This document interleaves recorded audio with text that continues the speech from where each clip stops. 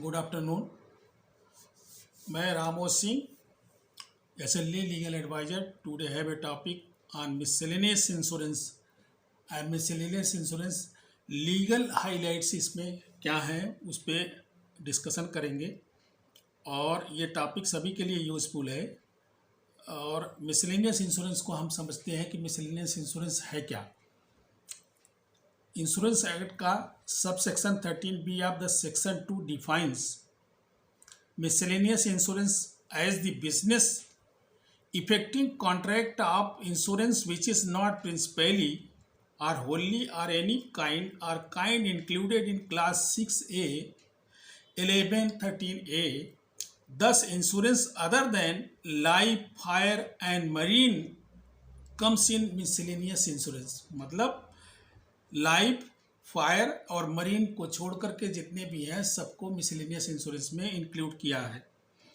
Miscellaneous insurance में include होने वाले सभी रूरल इंश्योरेंस से लेकर के मोटर इंश्योरेंस हैं, third party liability, third party loss, सारे सब उसमें आते हैं।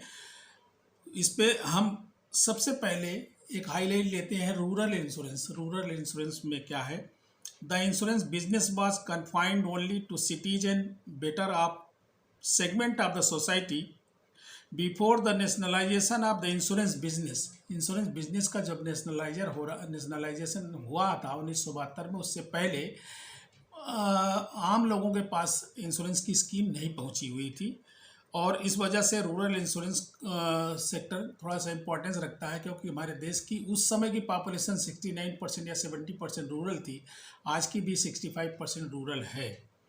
इन pursuance of the recommendation of the administrative reforms commission in 1974, LIC formulated its objectives among others to spread the life insurance business much more widely and in particular to the rural areas and to socially and economically backward classes with a view to reaching all insurable persons in the country and providing them at a reasonable cost adequate financial cover against death over the year. LIC has acquired a significant presence in the rural sector। 1974 में जो committee बनी थी जिसने recommendation दिया था, उसमें उस recommendation में यह था कि सभी को इसमें इन्वॉल्व करने के लिए रूरल सेक्टर को भी इन्वॉल्व करना चाहिए। यहाँ पे इकोनॉमिकली एंड बैकवर्ड, जो भी सोशियली बैकवर्ड हैं, का मतलब ये होता है कि whole of the rural sector was backward some. मतलब आप ये सोच सकते हैं कि 10 से 15% या 20% उठे हुए लोग थे, बाकी 80% लोग सभी बैकवर्ड ही थे। हमें यहाँ पे वो जाति, कास्ट और उन सब से लेना देना नहीं है। एक इकोनॉमिक आधार और सोशल आधार का भी हम दोनों को लेते हैं, जो नेशनल परिप्रेक्ष्य में देखा गया था, उस समय जो देखा गया था। According to Malhotra committee report in year 1992-93 almost 45% business were gain from rural sector. Malhotra committee की रिपोर्ट के अनुसार 94 में, मतलब 1974 के बाद 1993-94 में या 92-93 में जब मल्होत्रा कमेटी की रिपोर्ट आई तो उनका जो ऑब्जर्वेशन था कि 42% रूरल सेक्टर में इंश्योरेंस फैल गया है। वो ज़्यादातर LIC फैली हुई थी, लाइफ इंश्योरेंस कॉर्पोरेशन फैला था। The general insurance corporation and it's subsidiaries have also tapped well of the rural sector. A good part of this business comes from the insurance of the livestock, major part of which comes from the IRDP bank credit linkage where the insurance is mandatory, but still there is a need for more intensive work in rural areas। इसके बाद भी उन्होंने ये बोला कि और भी ज़रूरत है इंटेंसिफाई करने की, बढ़ाने की। रूरल सेक्टर में जनरल इंश्योरेंस को, लाइफ इंश्योरेंस को, दोनों को बढ़ाने की ज़रूरत है। उसी परिप्रेक्ष्य में ये जो रूरल इंश्योरेंस की जो स्कीमें आई हैं वो काफ़ी गवर्नमेंट की जो स्कीमें आई हैं और गवर्नमेंट से रिलेटेड IRDP की जो आई, जिसके साथ लिंक था कि इंश्योरेंस होना ही होना है। जनता personal accident insurance, GIC recently introduced this scheme of JPA covering death or personal injury by accident for all persons with the age group of 16 to 60 and 10 to 65। इस पे एक केस है, case study है, थोड़ा सा समझने की कोशिश करते हैं। केस है Dhruva Chandra Behera versus national insurance company limited.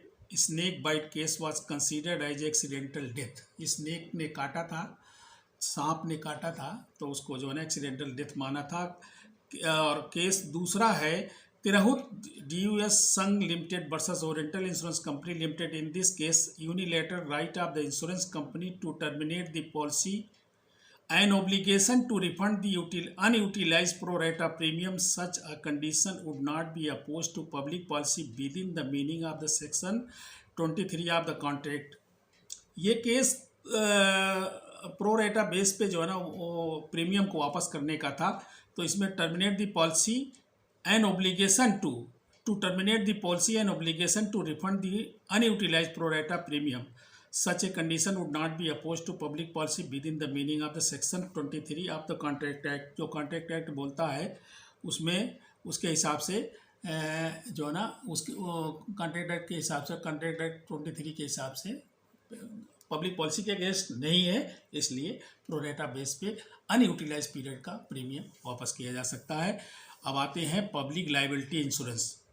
The Public Liability Insurance Act 1991 is intended to provide immediate relief to the persons affected by the accidents occurring while handling any hazardous substance and for matters connected therewith and incidental thereto। किसी भी hazardous काम में या hazardous material का handling करने में जो भी उनके और उस तरह से रिलेटेड कोई और भी जो काम है जिसमें रिस्क था, उस रिस्क के लिए जो है ना पर्सनल एक्सीडेंट के कवरेज दिए गए पब्लिक लाइबिलिटी इंश्योरेंस के माध्यम से। रिसेंटली ये new concept of no fault liability has come into effect. No fault liability मतलब कोई गलती किसी की नहीं है, नो फॉल्ट लाइबिलिटी ऑलरेडी देना ही पड़ेगा, बिना गलती के भी देना पड़ेगा। Has come in effect in public liability insurance। public liability here does not mean liability of the state। public liability का मतलब जैसे कहते हैं पब्लिक सेक्टर है जी, पब्लिक ऑफिस है, ऐसा नहीं है। यहाँ public means people, public mean people. तो the main liability of the state or its agencies, उनकी एजेंसीज की नहीं है, but means liability imposed by law as oppose to self impose liability as in contract and it is tune of DPSP to provide social security scheme to citizens. Bharatvarsh के नागरिकों के लिए DPSP में जो प्रावधान है, DPSP का मतलब directive principle of state policy, जो हमारे कॉन्स्टिट्यूशंस के ऐसे आर्टिकल्स हैं जो DPSP में आते हैं, directive principle of state policy में आते हैं। स्टेट को वेलफेयर स्टेट की तरह काम करना होता है और इनके वेलफेयर के लिए, पब्लिक के वेलफेयर के लिए काम करना था। तो उन सब के हिसाब से ये पब्लिक लाइबिलिटी इंश्योरेंस का होना बहुत ज़रूरी था और पब्लिक लाइबिलिटी इंश्योरेंस का इंटेंसिफाई करना भी ज़रूरी था। तो इस वजह से सरकार का जिम्मेदारी भी बनती है, सरकारों की जिम्मेदारी भी बनती है और सरकार ने किया भी और इंश्योरेंस कंपनियों ने माना भी और इंश्योरेंस कंपनियाँ फॉलो भी करती हैं। 1991 लाइबिलिटी एक्ट का पूरा फॉलोअप होता है। This appears to be the result of the famous Bhopal gas leak। Lloyd Standard policy generally covers liability। This appears to be the result of the famous Bhopal gas leak. Bhopal gas leak का मतलब समझते हैं कि भोपाल जहाँ पे बहुत लोग मर गए थे और बहुत लोगों को आज तक भी जो है ना दिक्कतें हैं, काफ़ी संख्या में थे वो, बल्कि वो चले भी गए, उनके खिलाफ केस चला था, बहुत तगड़ा केस चला था।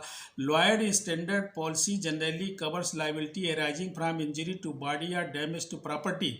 लॉयड ने ये माना था या मानते हैं, लॉयड अभी कवर भी करते हैं कि जो प्रॉपर्टी का डैमेज होगा और बॉडी जो डैमेज होगा, जो भी इंजरी होगी उसको देंगे।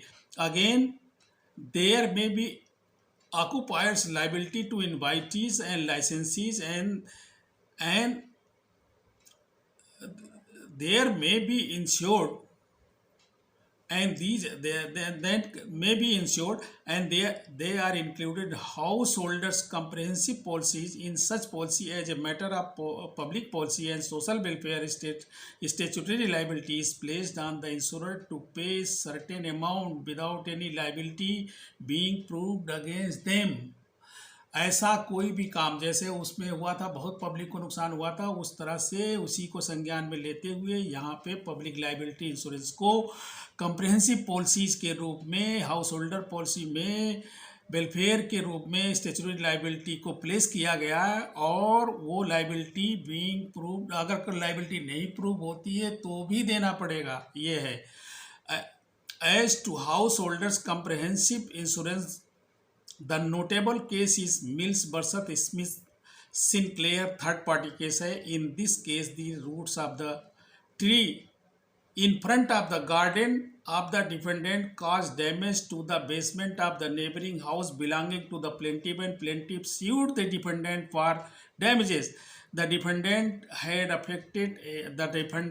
affected a householder's comprehensive insurance which covers inter alia liability to public for any damage to property caused by accident. The insurers, however, tried to avoid the liability to indemnify the defendant under the policy. The court held that the damage to the plaintiff's house was due to defendant's tree. यहाँ आप policy को समझिए। Policy लिया ए ने, B का पड़ोसी है, ए ने पेड़ उगाया, उस पेड़ की उगाने की वजह से उसके रूट्स उसके दूसरे के अहाते में चले गए, और ये रूट्स पानी खींचते हैं, ड्राई हो जाता है, सूख गया, उसकी वाल ख़राब हो गई, उसका कुछ भी बिल्डिंग ख़राब हो, उसकी कोई बिल्डिंग ख़राब हो गई या कुछ भी प्रॉब्लम हुई, इसको इंश्योरेंस कंपनी ने, अब केस के बाद इंश्योरेंस कंपनी को कोर्ट ने केस में ही ऑर्डर किया कि डिफेंडेंट मतलब ए ने जो बीमा कराया हुआ है ये उसकी लाइबिलिटी बनती है बी को इंडेमनीफाई करने के लिए। इसलिए इंश्योरेंस कंपनी भाग नहीं सकती है। इंश्योरेंस कंपनी को अगर वो थर्ड पार्टी लाइबिलिटी का, पब्लिक लाइबिलिटी का इंश्योरेंस किया हुआ है और प्रीमियम लिया हुआ है तो उसकी भरपाई करेगा। As to the house holders comprehensive insurance, the notable case in Mills versus Smith Sinclair, ये क्या थी? हाउस होल्डर पॉलिसी थी। हाउस होल्डर पॉलिसी में ही लाइबिलिटी कवर थी। केस एक है स्वान इंजीनियरिंग प्राइवेट लिमिटेड का है, स्वान इंजीनियरिंग का है वर्सेस आयरन ट्रेडर्स म्यूचुअल। पहले कंपनियों में ऐसे लिमिटेड उमिटेड नहीं लिखते, तो वही है स्वान, पुरानी स्वान इंजीनियरिंग। द फ्रेज समझाते हैं कैसे, लाइबिलिटी इन लॉ, कानून में लाइबिलिटी क्या है वो समझिए। The phrase liability in law invariably understood and primarily used to cover liability arising out of the negligence that the term covered besides liability in tort, the liability in contract। मतलब liability in law invariably understood and primarily used to cover liability arising out of negligence that term covered besides liability in tort, the liability in contract। ये insurance में जो है ना tort और contract से अलग liability को उन्होंने जो भी लाइबिलिटी नेग्लिजेंस से आ रही है उसको देने के लिए बोला हुआ है। यहाँ को प्रूव नहीं करना है टॉर्ट के और कॉन्ट्रैक्ट की तरह। Building contractor to third party arising out of the faulty design of the structure was held covered through, though there is no negligence। Building के कॉन्ट्रैक्टर ने कोई बिल्डिंग बनाया और बिल्डिंग कोलैप्स कर गई, गिर गई, और उसको जो है ना, और अगर नो नेग्लिजेंस भी साबित करता है तो भी देना पड़ेगा, क्योंकि बनाया उसने और कहीं न कहीं कोई न कोई पार्ट से उससे गलती हुई है और हुआ है तो उसे देना पड़ेगा। इन मिल्स वर्सेस स्मिथ जो सुपरा पहले वाला जो केस था, also support this view, liability insurance commonly covers the following. अब लाइबिलिटी इंश्योरेंस क्या क्या कवर करता है ये समझने की कोशिश कीजिए कि liability arising connection with the professional indemnity insurance, professional indemnity insurance doctor, engineer, CA. Compulsory insurance, employees liability insurance, guarantee insurance, Fidelity insurance, ये कवर करते हैं। प्रोफेशनल इंडेमनिटी इंश्योरेंस क्या है आप इस पे समझते हैं, क्योंकि इस पे आज की डेट में काफ़ी वर्क हो रहा है और बहुत लोग प्रोफेशनल लाइबिलिटी ले रहे हैं, प्रोफेशनल इंडेमनिटी इंश्योरेंस ले रहे हैं। Professional indemnity insurance is very important sub class of the liability insurance. This type of insurance gives cover to professional people for any in the course of their profession, means professional indemnity insurance is very important subclass of liability insurance, and this type of insurance gives cover to professional cover to professional people for any in the course of their profession, अपने उनके profession के course में किसी भी तरह का, and this covers the loss arising out of loss of professional negligence such as bankers solicitors lawyers stock brokers and other professionals and till accepted position of law was that professional people owed a duty of care only to their client or to those with whom they had a fiduciary relationship. Now in our country, professional indemnity insurance gaining ground, especially in the field of medicine and medical negligence, same way in the other professions too. Compulsory insurance, आप compulsory insurance को समझने की कोशिश करते हैं. Both in England and in India for the welfare of the employees are so many social legislations have been passed. One of them is making it compulsory for the employers to ensure the safety of the workmen, such as National Insurance Company and National Insurance Industrial Injuries Act 1965, Employers Liability Compulsory Insurance Act 1969, and in India's ESIC Employees State Insurance Act 1948. ये compulsory insurance किस लिए बोला जा रहा है कि compulsory insurance किसके लिए? पीपल के वेलफेयर के लिए, जनता के भलाई के लिए, वेलफेयर के लिए. क्या क्या है? वर्कमैन कंपनसेशन एक्ट भी है, ESIC है, ये कंपलसरी है जी. कुछ एक सीमा है, उस सीमा के ऊपर सैलरी ना हो, उसके नीचे की सैलरी वालों के लिए ESIC का बीमा होता है. उनका मेडिकल से लेकर के डेथ में सारी चीज़ें कवर होती हैं, जिस तरह से इंश्योरेंस में कवर होती है, पूरा कवर होती है, और इंश्योरेंस सही है वो. तो ये स्कीमें थी, नेशनल लेवल की स्कीम थी. National insurance industrial injuries act 1965 में प्रावधान थे. Employers liability compulsory insurance act 1969 में प्रावधान हैं. और ESIC employees state insurance corporation जो है वो इंश्योरेंस एक्ट 1948 का उसमें है. वर्कमैन कंपनसेशन एक्ट 1923 में है. Emergency risk factories insurance act 1962 में है. Liability of the employer under MB act, motor vehicle act 167 section 167 में भी है. इन case of motor accident, if the victim has received compensation under WC act, he can not make further claim under the MB act. एक बिल्कुल logical बात है कि एक जगह से आप पा गए तो दूसरी जगह क्यों भागते हो, और इसलिए अगर आपको सेक्शन 167 में लेना है, पाए हैं, तो आपको उसमें नहीं मिलेगा, WC में नहीं मिलेगा. WC में ले लिए हैं तो मोटर व्हीकल में नहीं ले सकते हैं, उसको क्लेम नहीं कर सकते हैं. ट्रिब्यूनल मना कर देते हैं, इंश्योरेंस कंपनियां भी मना करती हैं, और भी जो स्टेचुटरी अथॉरिटीज़ हैं जहां से क्लेम किया जाता है.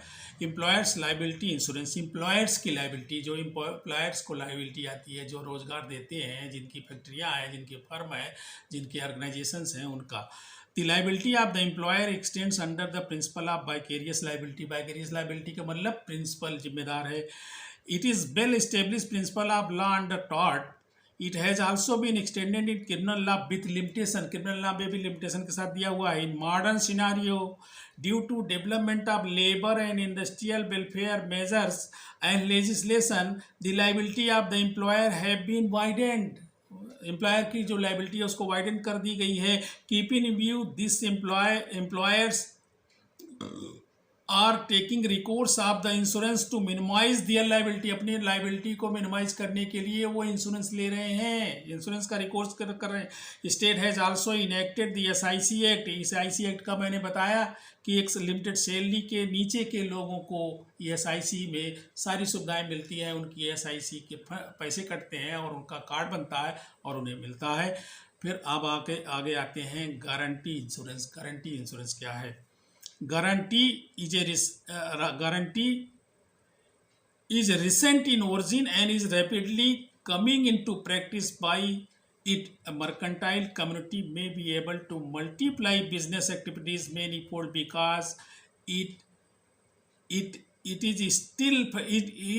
facilitate credit transaction in business.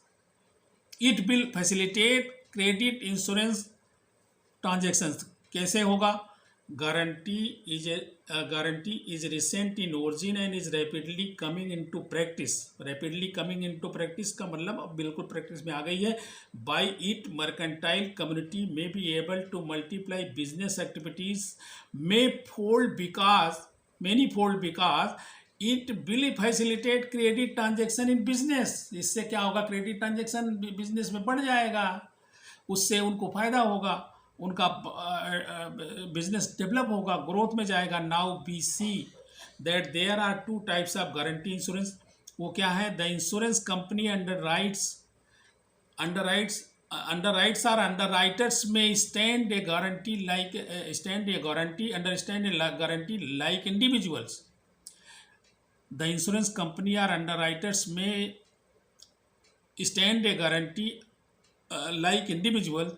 दूसरा है द इंश्योरेंस कंपनी और underwriters insures the promisee the creditor और employer against the loss arising by non performance of obligation और the dishonesty of the employee. किसी भी एम्प्लॉय की डिसऑनेस्टी में उसकी नॉन परफॉर्मेंस के लिए एम्प्लॉयर लोग अगर गारंटी इंश्योरेंस ले लेते हैं वो इंडेमनीफाई किया जाएगा। ये इंश्योरेंस कंपनियां अंडरराइटर्स प्रॉमिस करते हैं, क्रेडिटर्स प्रॉमिस करते हैं, और यहाँ पे क्रेडिटर्स को प्रॉमिजी बनाया हुआ है जैसे इंश्योरेंस कंपनी के underwriters. The main policies included in guarantee insurance are insurance for performance of contract, किसी भी कॉन्ट्रैक्ट को परफॉर्म करने के लिए, insurance for performance of contract, insurance of debt अगर डेट है, डेप्ट जिसको बोलते हैं डेट है तो उसका भी इंश्योरेंस। इंश्योरेंस ऑफ फिडेलिटी, वो फिडेलिटी गारंटी के लिए है कि कोई आदमी डिसऑनेस्टली बेईमानी करता है उसके फिडेलिटी के लिए है। Now burglary and theft insurance। what is burglary insurance and what is theft insurance?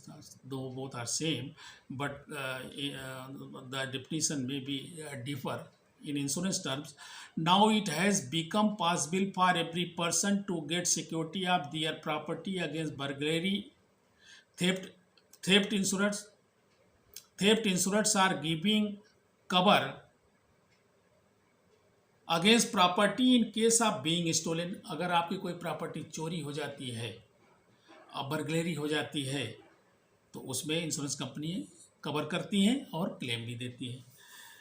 In insurance of burglary the risk of loss और damage in private dwelling house.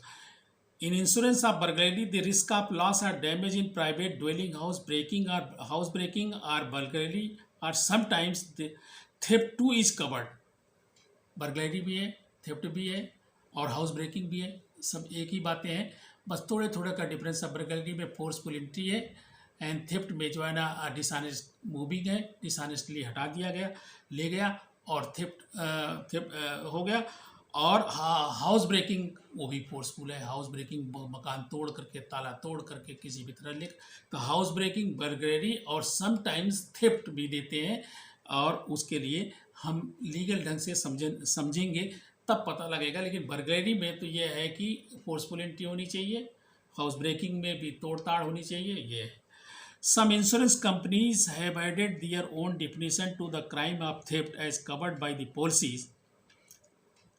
Insurance कंपनियों ने दिया लेकिन लॉ ने कुछ और परिभाषा दिया है। दिस इंश्योरेंस ऑफ बर्गलरी में एक्सटेंडेड एंट्री और exit from A building bye forcible और बाय वायलेंट मीन्स। फोर्सबिल और वायलेंट मीन्स से अगर एंट्री हो रही है वो उसमें दिया। व्हाट अमाउंट टू थेफ्ट और burglary with in the meaning of an insurance policy might depend on wording used in that policy. उस पॉलिसी में क्या वर्डिंग लिखा हुआ है वो उस पर देखा जाएगा, उसके हिसाब से समझा जाएगा। और बाकी तो फोर्सफुल एंट्री, हाउस ब्रेकिंग और समटाइम्स थेफ्ट भी देते हैं। काइंड ऑफ बर्गलरी इंश्योरेंस में बर्गलरी इंश्योरेंस कितने तरह के हैं?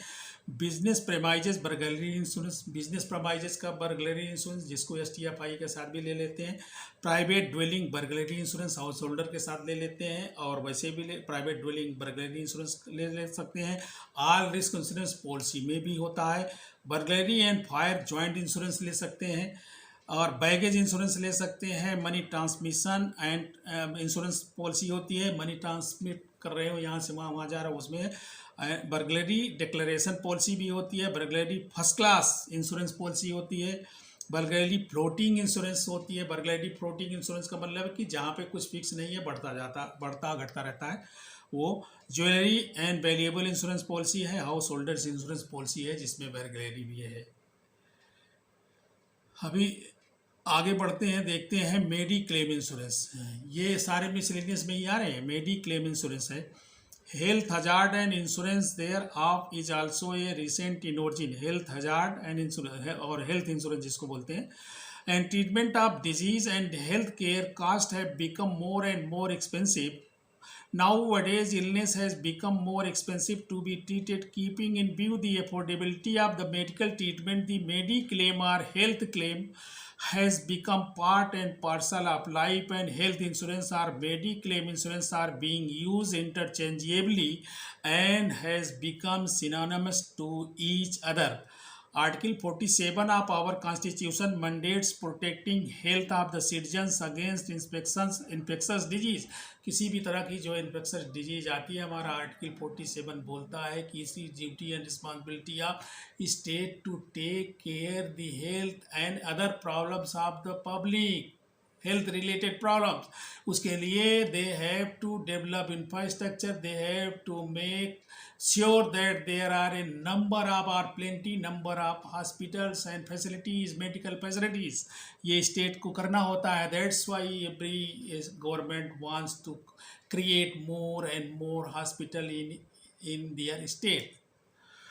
This Mediclaim insurance scheme was framed by the GIC and approved by the central government by circular number 464 on dated 18 July 1986 issued by the Central Board of Direct Taxes CBDT ने issue किया था। पहले सारी चीज़ें काफ़ी अलग अलग तरह की थी, अब तो स्ट्रक्चर बदल गया है, अब तो बहुत चीज़ें सब चेंज हो गई हैं, सब में नहीं है। अंडर सेक्शन 119 मतलब 119 of the income tax act के माध्यम से वो इशू किया था उन्होंने। 464 सर्कुलर नंबर था, उसके बाद ही ये मेडिक्लेम इंश्योरेंस की स्कीम आई थी। सम करंटली ऑपरेशनल इंश्योरेंस स्कीम कौन कौन सी हैं? मेडिक्लेम है, जीपीए है, ग्रुप पर्सनल एक्सीडेंट पॉलिसी है, ग्रुप हेल्थ इंश्योरेंस है, भविष्य आरोग्य इंश्योरेंस पॉलिसी है, इंश्योरेंस फॉर सीनियर सिटीजन्स के लिए है ये भविष्य आरोग्य policy, senior citizen unit plans है, कैंसर इंश्योरेंस है, आकाशदीप है, जन आरोग्य पॉलिसी है, जन आरोग्य पॉलिसी है। अब प्रॉपर्टी इंश्योरेंस क्या है? प्रॉपर्टी इंश्योरेंस क्या, मैं एक बेसिक आइडिया दे रहा हूँ, कुछ लीगल होने आ जाता है तो उसको भी बता देता हूँ बीच में। प्रॉपर्टी इंश्योरेंस है, insurance of property means insurance of buildings, machinery, stocks etcetera against fire and allied perils, burglary risk and so on, burglary risk and so on, goods in transit by sea, air, railways, roads and carriers can be insured under marine cargo insurance. Hulls of ships and boats can be insured under marine hull insurance. Further, there are specialized policies available such as aviation insurance policy or insurance of planes and helicopters. There are package or umbrella cover available which give under a single document a combination of cover. जो umbrella policy का मतलब है combination of cover. Householder policy, shopkeepers policy, office package policy that under one policy seeks to cover various physical assets including building, content, etc. Householder policy में भी करते हैं ना। Such policies apart from seeking to cover property may also include certain personal lines. Personal lines की भी properties हैं, personal lines के insurance भी हैं। Liability covers the most popular property insurance is the standard fire insurance policy. Standard fire insurance policy property के लिए बहुत ही ज़्यादा इफेक्टिव और बहुत ज़्यादा फैली हुई है और इसी को लोग ज़्यादा कराते हैं। चाहे आपके अस्पताल हो, चाहे आपकी फैक्ट्री हो, चाहे आपका कोई बिजनेस ऑर्गेनाइजेशन हो, चाहे आपकी कोई बिल्डिंग हो, चाहे आपका कोई मार्केट हो, चाहे आपका कोई कारपोरेट बिल्डिंग हो, किसी भी तरह का आपका जो भी है वो एसेट्स हैं, उसके अंदर की जो एसेट्स हैं, बिल्डिंग के साथ की जो एसेट्स हैं, मशीनरी है, प्लांट है, प्लांट मशीनरी हो गई, फर्नीचर पिक्चर फिटिंग्स हो गई हैं, अदर कंटेंट्स भी हो गई, ये सारे के सारे उसी प्रॉपर्टी इंश्योरेंस में कवर होते हैं। जिसमें से स्टॉक का भी बीमा होता है, तो रॉ मटेरियल का होता है, फिनिश गुड्स का होता है, और सेमी फिनिश गुड का होता है, प्रोसेस में जो चल रहा है उसका होता है। और मैन्युफैक्चरर लोग अपने कंपनी से जाने वाले पैसे, आने वाले पैसे, उनका सबका भी बीमा करा लेते हैं। हाँ, और प्रॉपर्टी में तो ये नहीं आता है, लेकिन वो उसी इंश्योरेंस में वो भी क्लियर है। और इसको पूरी तरह से समझने की कोशिश करते हैं तो आता है semi finish goods, packing materials in factories, godowns and open utilities located outside of industrial manufacturing storage risk outside the compound of industrial risk. Industrial company के बाहर का भी कंपाउंड अगर कोई है वो भी कवर किया जा सकता है, गोडाउन है उसको भी कवर किया जा सकता है। Tanks, farms and gas holders locators outside the compound of industrial risk के बाहर के भी हो सकते हैं। आप जहाँ पे भी उसको कराना चाहें। The fire insurance policy offers protection against the unforeseen loss और damage to destruction of the property due to fire और other perils covered under the policy. The different type of property that could be covered under the fire insurance policy are dwelling offices, hospitals, shops, places of worships and their contents, industrial manufacturing risk and contents such as the plant and machinery, equipment and accessories, raw material in process, semi finished goods and finished goods, packing materials in factories and in godowns, and in open also utilities located outside of the industrial manufacturing risks, storage risks outside the compounds of the industrial risk, tanks, farms, gas holders located outside the compound of the industrial risk। आशा है कि आप लोग काफ़ी इसको गहराई से समझ रहे होंगे। Burglary risk with the standard fire policy, जो STFI के साथ बर्गलरी रिस्क आता है उसके विषय में समझते हैं। A burglary insurance policy may be offered for a business enterprise or for a house. The policy covers property contained in the premises including stocks, goods open or held in trust.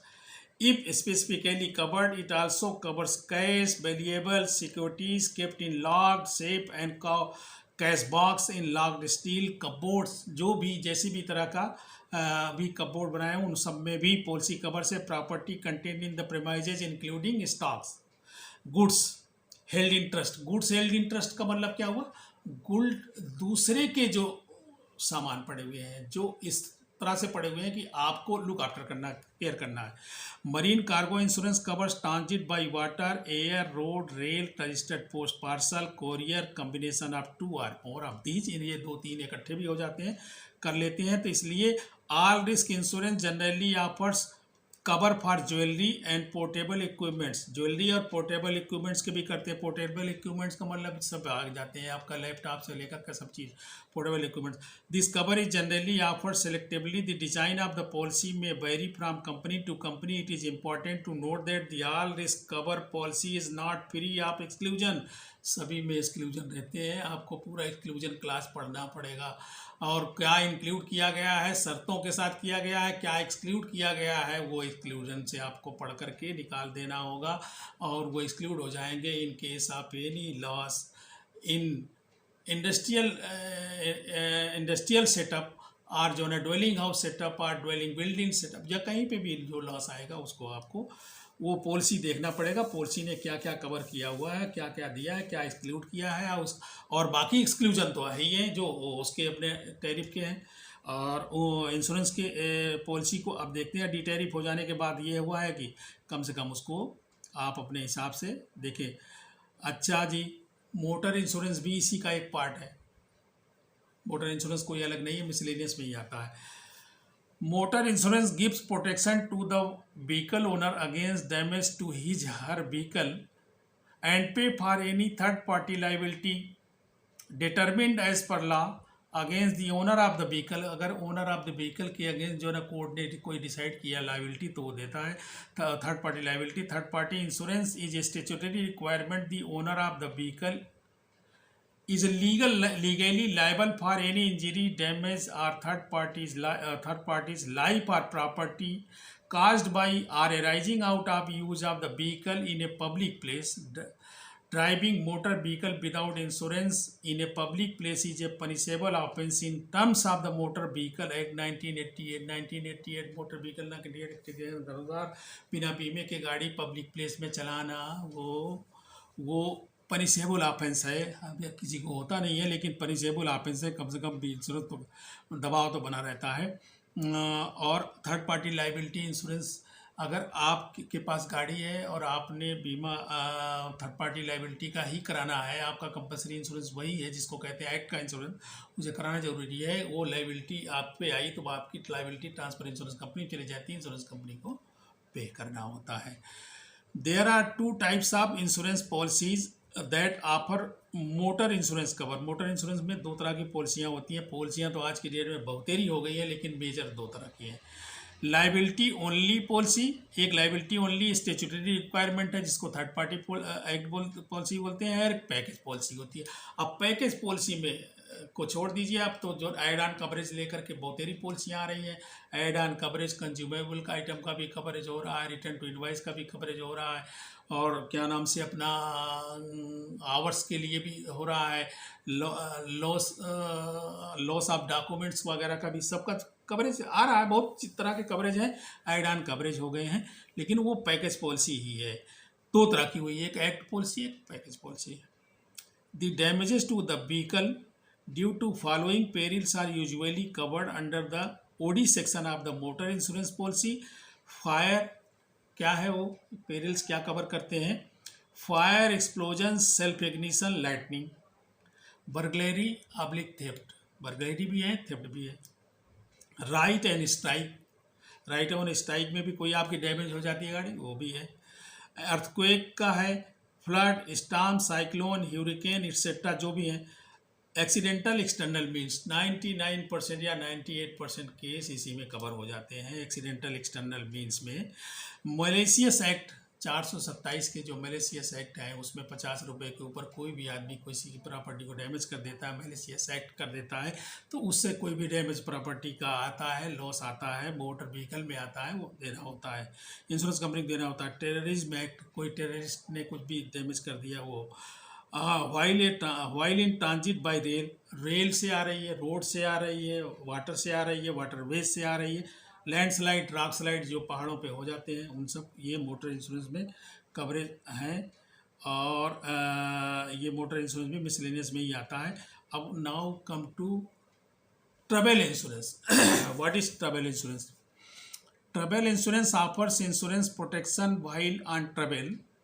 Travel insurance protect the individual or family against the travel-related accidents, unexpected medical expenditure during travel losses such as the baggage loss, loss of passport, etc., and interruption or delays in the flights, delay arrival of baggage, etc. The following are covers that are generally provided under travel insurance through the combination में भी हो सकते हैं, नहीं भी हो सकते, are बैरी भी कर सकते हैं। Medical expenses with or without cashless facility, medical expenses with or without cashless facility. Most travel insurance offers cashless facility, बहुत लोग कैशलेस फैसिलिटी देते हैं, आप बाहर भी जा रहे हो तो वहाँ पे कैशलेस फैसिलिटी कहीं पे भी। पर्सनल एक्सीडेंट कवर होता है, लॉस ऑफ बैगेज कवर होता है, डिले इन बैगेज अराइवल होता है, लॉस ऑफ पासपोर्ट होता है, ट्रैवल डिलेज होता है, रिपेट्रिएशन होता है, transportation of dead body, transportation of dead body बहुत कॉस्टली है, ये भी होता है। अब आते हैं micro insurance. What is micro insurance? Micro, छोटा। The term micro insurance is used to refer to insurance to the income people and is different from insurance in general as it is low value product. low value का product है, involving modest premium and benefit package, छोटा package, which requires different design and distribution strategies such as the premium based on the community risk rating and opposed to the individual risk rating, active involvement of an intermediate agency representing the target community and so forth. Micro insurance is a key element in the financial services package for people at the bottom of the pyramid. The poor face more risk than the well off, but more importantly, they are more vulnerable to the same risk. Poverty is not just a state of deprivation but has latent vulnerability. Microinsurance therefore provides greater economic and psychological security to the poor as it reduces exposure to multiple risks and cushions the impact of disaster. Micro insurance as per CGAP working group define, CGAP का जो working group है वो central government का जो authority बनी थी.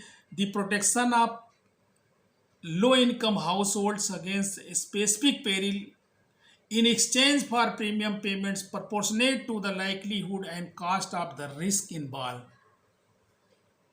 Micro insurance से आप एकदम लंप सम में छोटी छोटी बातें समझ लीजिए. छोटी छोटी बातें, बड़े बड़े लोग जिनके पास पैसे हैं सब कुछ करा सकते हो. आप ट्रैवल इंश्योरेंस करा लेते हो, आप लाइफ इंश्योरेंस करा लेते हो, आप मोटर व्हीकल का इंश्योरेंस करा लेते हो, आप डोलिंग हाउस का भी इंश्योरेंस करा लेते हो, आप फैक्ट्री का करा लेते हो, आप सब चीज़ों को करा लेते हो.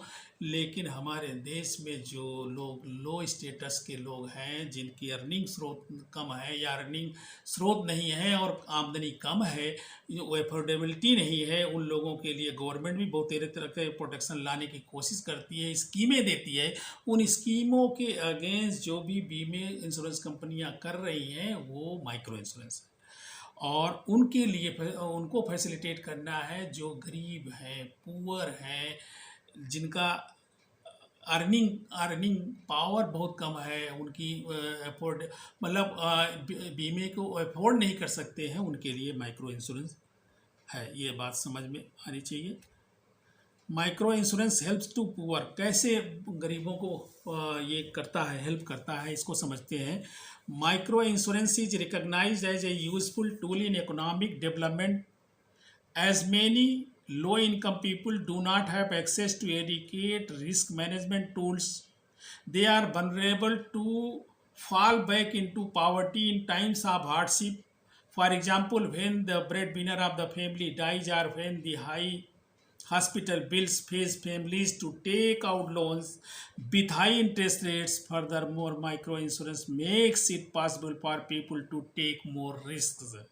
When farmers are insured against a bad harvest resulting from drought, they are in better position to grow crops which give high yield in good years and bad yield in year of drought. Without the insurance, they will be inclined to do opposite. अगर किसी की माली हालत ख़राब है, उसके पास insurance नहीं है और वो किसी भी तरह से अस्पताल में पहुंच गया है और अस्पताल के पैसे उसे खर्च करने की पावर नहीं है, वो बहुत हाई फाई लोन ले लेगा और लोग उसको भी 10% 20% पे लोन दे देते हैं. 10 लाख रुपए 1 लाख रुपए लिया, मान के चलिए 1 लाख रुपए लिया, वो जमा करते करते 3 लाख हो जाएगा. वो तो एकदम से और डाउन ट्रेंड में चला जाएगा और डिप्राइव हो जाएगा.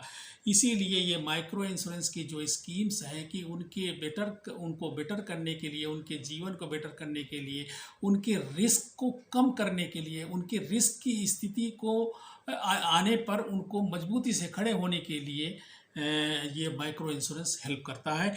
जैसे किसी किसान का जो भी है, when farmers are insured against a bad harvest के अगेंस्ट कोई भी हार्वेस्ट किया, उसका बीमा उसने करा लिया है और वो ड्रॉट की वजह से ख़राब हो गई, they are in better position to grow crops which give high yield. अगर उसको इंश्योरेंस से कुछ मिल जाएगा तो फिर वो अगली बार दूसरी हाई वैल्यू वाली कोई भी खेती कर सकता है. लेकिन अगर इंश्योरेंस नहीं कराया है, वो ड्रॉट में पूरी तरह से ख़त्म हो गया, तो उसकी आर्थिक स्थिति तो एकदम कमज़ोर हो गई, तो अगली वाली खेती और सस्ती वाली करेगा और सस्ती वाली करेगा तो और नीचे जाएगा. ऊपर जाने के लिए, ये ऊपर उठाने के लिए, to uplift the poor person, to uplift the farmers, to uplift the downtrodden, ये माइक्रो इंश्योरेंस है. हाँ, मिसलेनियस इंश्योरेंस पे हमने काफ़ी कवर किया. जितने भी टॉपिक हैं मैक्सिमम को कवर कर लिए हैं. जो लमसम में आप ये कह सकते हैं कि मिसलेनियस इंश्योरेंस फायर, एलआईसी और मरीन के अलावा जितने भी हैं सब मिसलेनियस इंश्योरेंस में ही आते हैं। और इसको समझना सर्वेयर के लिए भी ज़रूरी है, पब्लिक के लिए भी ज़रूरी है, और इंश्योरेंस कंपनी के जो लोग हैं उनको भी समझना ज़रूरी है। और आशा है कि आप लोगों ने इसे बहुत अच्छे से समझने की कोशिश किया होगा। हालांकि मैं इसको स्प्रेडशीट्स के माध्यम से करना चाहिए था, मैं भी बहुत ज़्यादा इसमें एक्सपर्ट नहीं हूँ।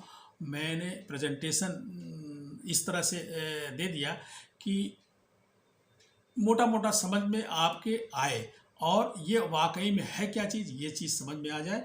और इसको प्रेजेंटेशन के रूप में देने के लिए कोशिश करूँगा कि मैं सिस्टम से ही प्रेजेंट किया जाए, जैसे लोग प्रेजेंटेशन देते हैं।